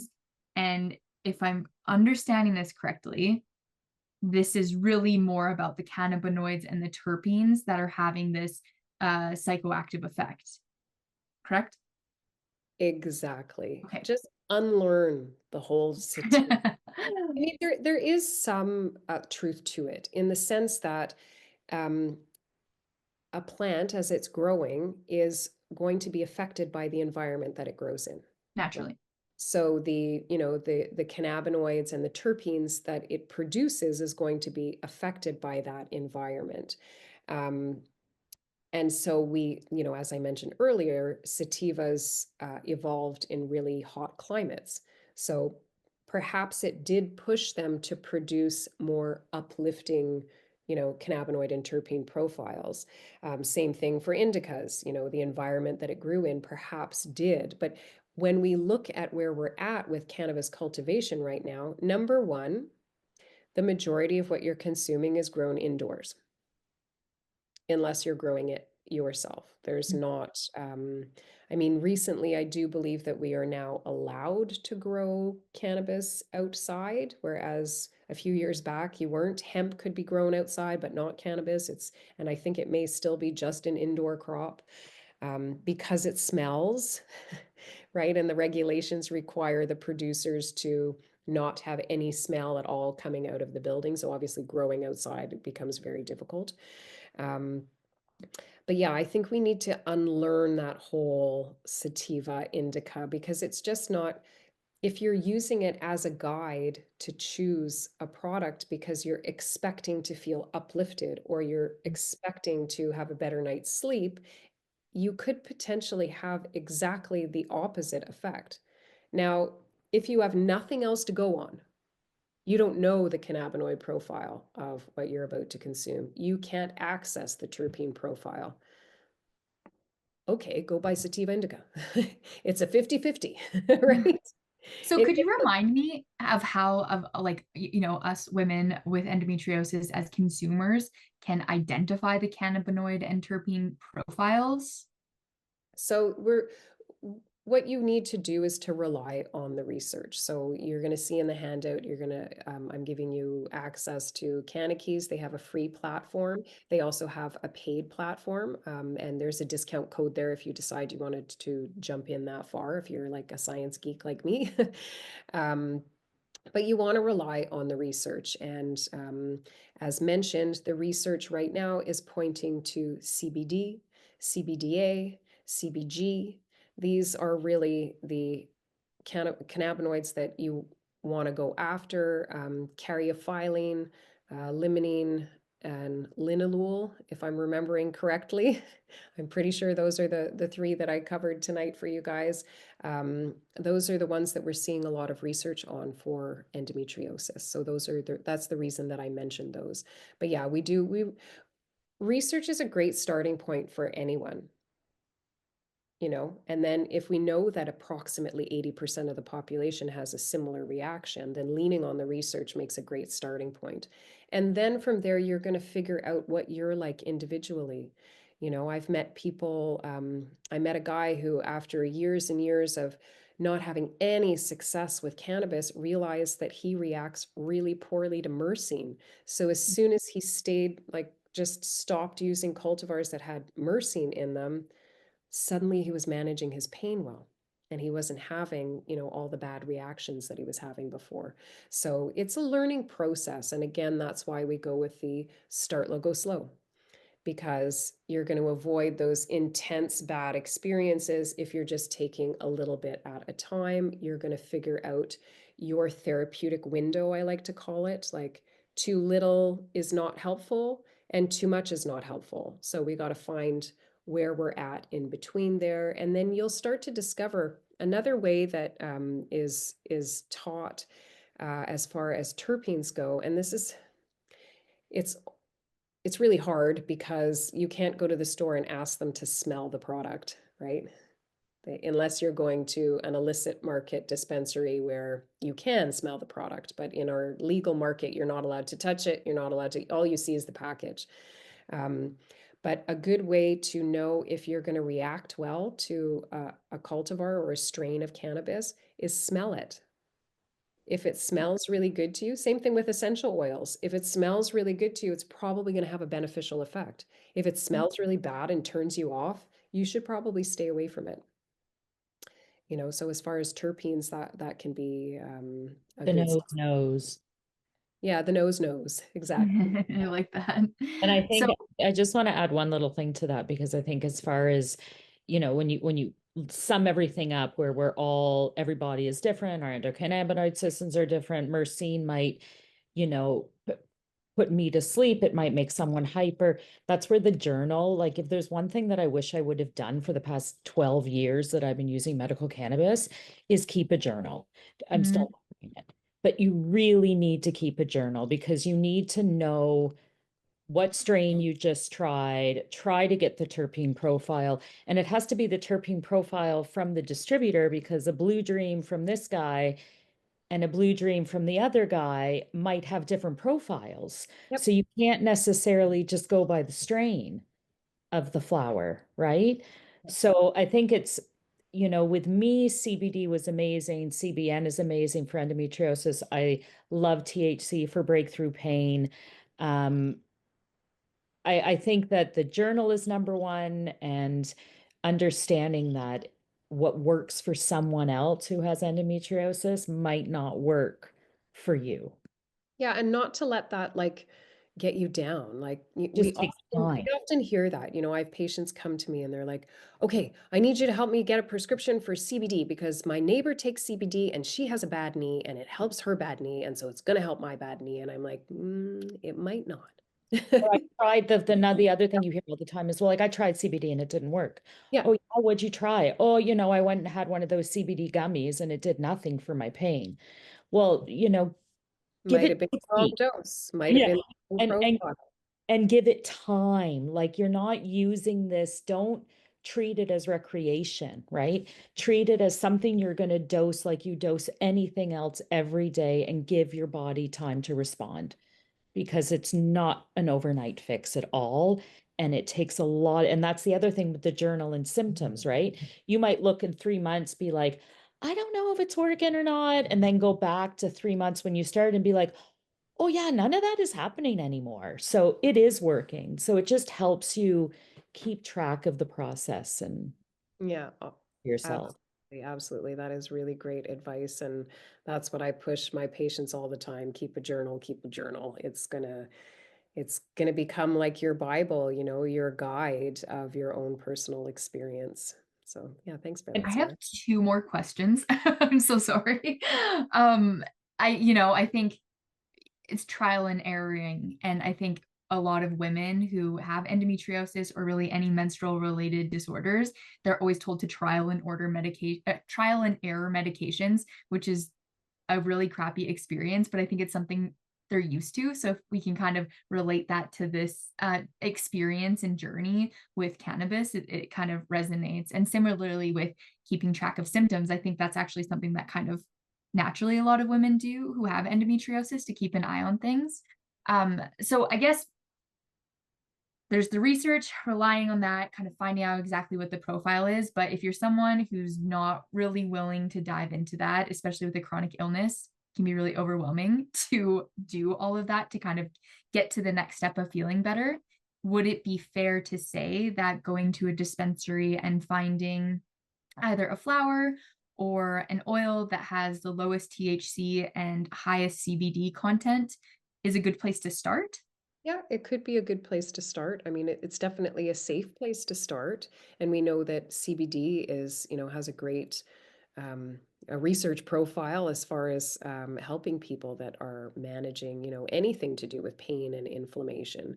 Um, but you know, it could also just be a crapshoot, right? You know, it's definitely worth a try, but I know in my experience over the years, and I've dealt with hundreds of patients, um, I've rarely, no, the honest truth is I have never met a patient who has done what you just described and has had success. Because if Okay. I had, they wouldn't be coming to me, right? So often we, you know, again, it's like, well, my neighbor next door, so I'm going to go buy the same CBD that she's got and it's not working. And it's even to the point that literally you can have two CBD oil products and you read those labels and they have exactly the same cannabinoid profile. They have exactly the same terpene profile. And this one makes you feel better and this one makes you feel worse, or this one doesn't do anything or whatever. Because there's a lot more at play. There are other molecules that are present there. And the reality is that every plant has its own energy. And we interact with that energy. And to exemplify that, so I told you about my son, who's been seizure free for 10 years now, and I've been growing for him. I've never grown the same cultivar for him. I've never grown the same strain. How does that work? You know, everybody's like bent on like you're going to find your strain and then you're going to know that that's the one that's perfect for you. I disagree. I relied on the science. I understood he needed, you know, higher CBD, but some THC in there. You know, I looked at the different terpene profiles.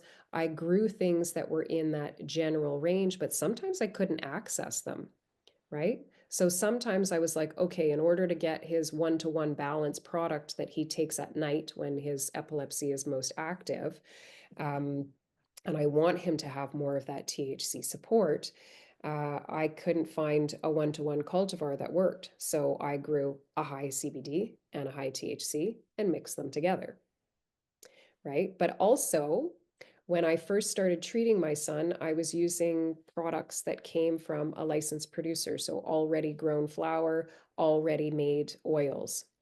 As soon as we switched to our homegrown, which my son was always involved in growing his own plants, I felt that it was important that he had that connection to his medicine. So help water, go talk to your plants, go hang out with them.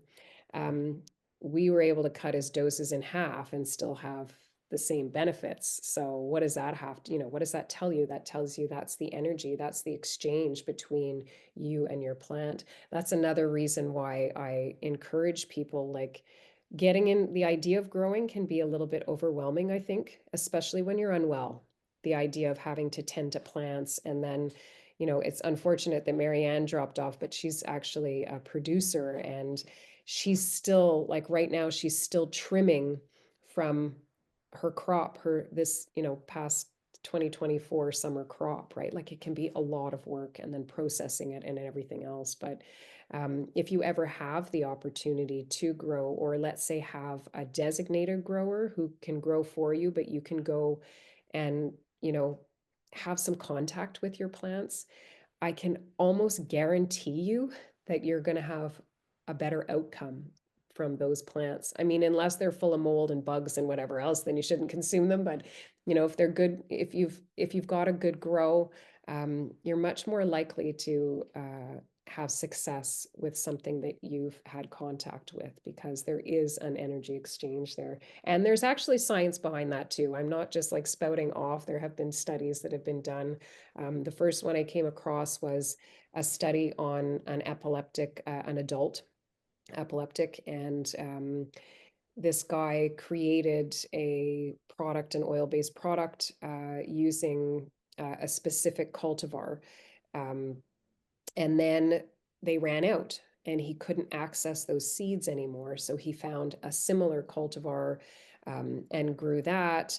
And everything, like testing the product, it was exactly the same cannabinoid profile, exactly the same terpene profile, but the energy wasn't there. And he was 100% seizure free with the other product, and then no seizure control whatsoever with that product. So there's something to say about the plant's energy for sure. And I think it's also important to mention about going into dispensaries and buying. Obviously, that's what a lot of people are doing and a lot of people are trying, but you know, your carrier oils are all different. Yep. Right. And you need to understand what the carrier oil they're using. Are you feeling unwell when you use it because you react badly to MCT oils? Do you need to find something with an olive oil or a grapeseed oil carrier? Like, it's not, there's a lot of different things. So although, you know, trial and error is scary and it can be expensive, that's why sometimes with the guidance of someone who can say, well, you know, stick to this. And another benefit to getting your medical, because when you get your medical, you financially, it's more sustainable, because in some cases you can get coverage, and in other cases the concentration of the oil is so much higher and better, and you're going to use less. So, it's definitely worth going for that medical. And, there's definitely a few ways to do that. Yeah, and getting the guidance. The other thing about walking into a dispensary is like you might be dealing with a really well-meaning bud tender, but they are legally not allowed to answer any kind of medical questions or provide any kind of advice, and they're not trained to do so. So sometimes you have a really well-meaning one that tells you something that they're not supposed to and offers you, a tidbit of medical advice, and it can send you off in the wrong direction. I've met a lot of people who have gone through that and had really bad experiences. So I know it sounds like I'm promoting our organization and I'm promoting our educators, but there's a reason we've come together, and created an association and are working together because we're all actually medical patients too. We've all, you know, been through what you're going through and met those same barriers. And so, working with someone who understands how to help you navigate them. I always tell my patients that, so our services that we offer, we do an initial consultation, which is about an hour-long session. You guys got a lot of the information that you get in an initial consultation, but obviously not the one-on-one portion of it.